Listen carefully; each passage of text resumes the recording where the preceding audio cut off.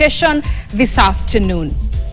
Now, President William Ruto last night hosted an Iftar dinner at State House, Nairobi, where he urged religious leaders to champion peace in the country. The head of state also called on Kenyans to foster national unity to ensure meaningful development in the country. The massacre of innocent families, ensuring the vulnerable Muslim household is established to facilitate the appointment of commissioners. Mwisho kabisa,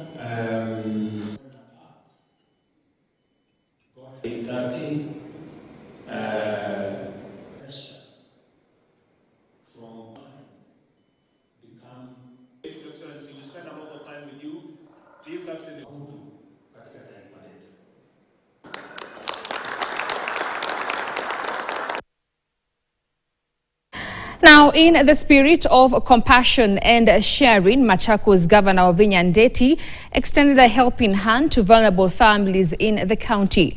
Speaking at White House, she encouraged the faithful to remain prayerful and close to God.